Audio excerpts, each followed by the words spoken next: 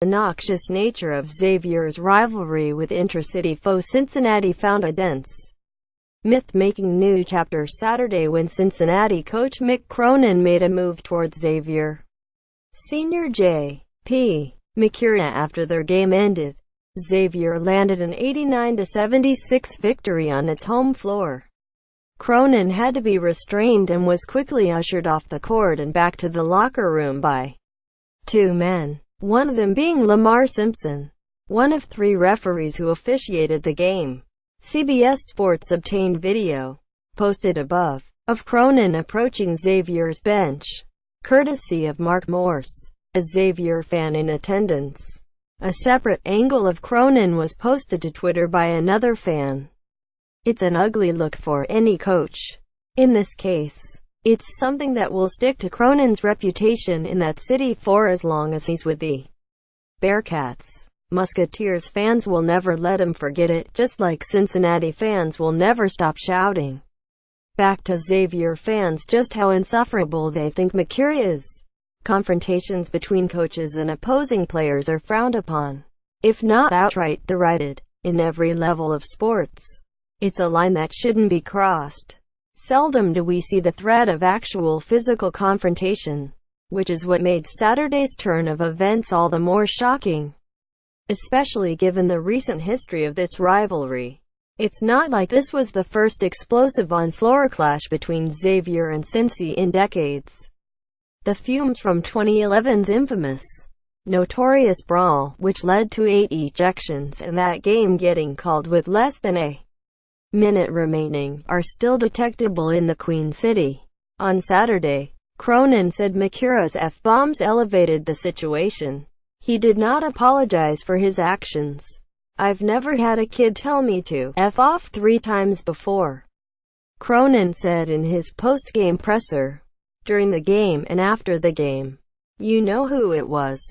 Same guy it always is every game. 15 years I've been a head coach. 5 years with Bob Huggins, 2 with Coach Rick Pitino. Never seen anything like it." Quote. Cronin then dropped a quote that would prompt Xavier coach Chris Mack to give an even more passionate press conference diatribe moments later.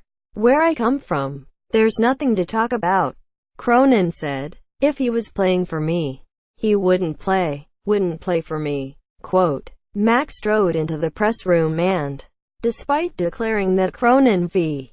McCurry is not going to be the narrative of the game, nonetheless said this: "There are two sides to the story. There was a reason their coach was issued a technical in the game. There's a reason for that. I know that reason because the official told me what happened. So I'm not going to have a narrative be anything other than us playing better than Cincinnati and beating Cincinnati today." Quote. A source told CBS Sports that Cronin was profane with McCurry throughout the game. Cronin opted to not interact with McCurry in the handshake line, and when that happened McCurry chirped at Cronin, who heel-turned and made his way toward the oft-bowled senior, shouting at him as he approached. In defending McCurry's actions against Cronin, Mack made sure to reference an in-game encounter he had with former Cincinnati player Lance Stevenson, who was coached by Cronin. "As far as he would never play on my team. I'm going to go back to 2009 and 2010 when I was the head coach and Lance Stevenson in front of me, right in front of me, called me the N-word 3 times and said, 'F you.'" Mack said, after the game, "Guess what I did? I shook his hand. I shook his hand. That's it. There is no narrative. There is no narrative. We won. A year ago, we got our ass kicked. Guess what Mack did? Got our ass kicked. Shook hands.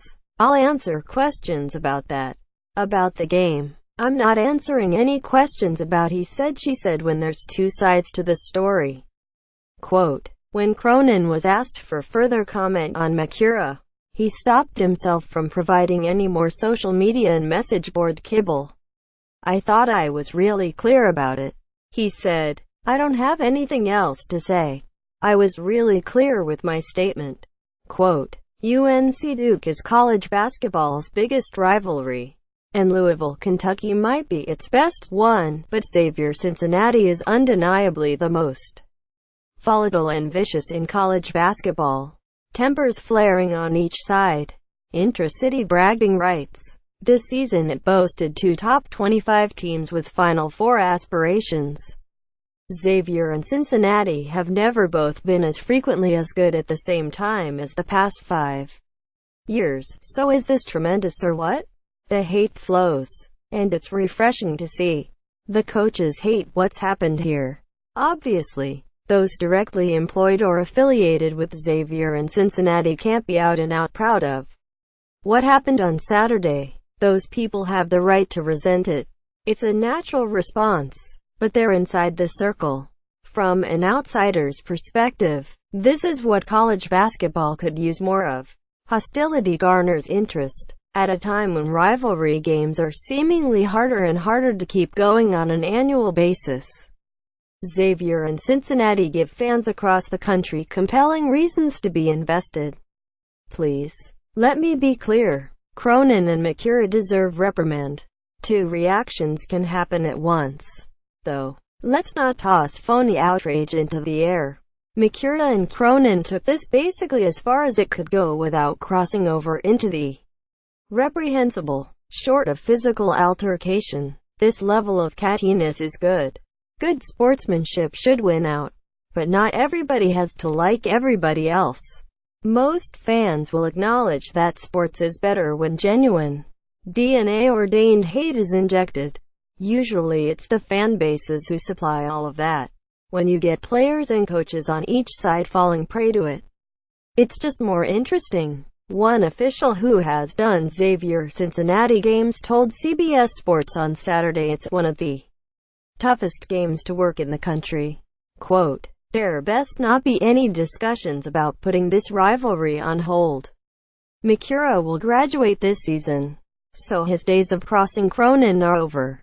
Watching the game on TV, it was undeniable how great the Cintas Center environment was.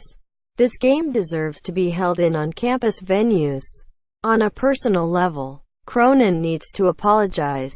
That he didn't at the press conference was surprising, but speaks to the emotions still boiling. The fact he clearly made moves toward Mikura is amateur hour. No matter what Mikura said, as the coach, as a man more than twice Mikura's age, you've got to curl your toes and keep heading toward your locker room. But Mikura's not without blame here. He's unafraid to speak his mind and play the foil. But at a certain point enough's enough. Take the win and refrain from mouthing off to Cronin after you just beat him in the last game. You'll play against his team. Afterward, Mikura reached for his phone and dropped a 2 emoji response. Yes, he went with a smirky face. Crosstown shootout JP Mikura. At JP Mikura, December 2nd, 2017. Regardless, Mac did the thing a coach should do by standing up for his player after an emotionally charged game. It's crazy, Mac said of Cronin's character analysis of Mikura. J.P.'s my guy. J.P. will fight for every inch on the basketball court. He's a great kid. I'm not going to let anybody control the narrative on who they think J.P. Mikura is. I'm around him every day. He's a warrior. He's a great kid. He does things the right way. He's made mistakes just like every kid on their team and every kid on our team.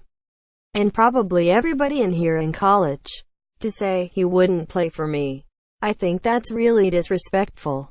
And that's why I said in 2009, 2010, we handle it the way we thought was more appropriate. Quote, Mac, who also cited Cronin as a friend at his press conference, said he's open to talking this out and clearing the air whenever Cronin wants. One element that makes Xavier-Cincinnati so good is that the schools are separated by 3 miles but get to play only once a season because they don't share a conference. I wish these two would be meeting again in a month. More rivalries like this in college basketball, please. Hate and hoops makes for a great combination, in scattered doses.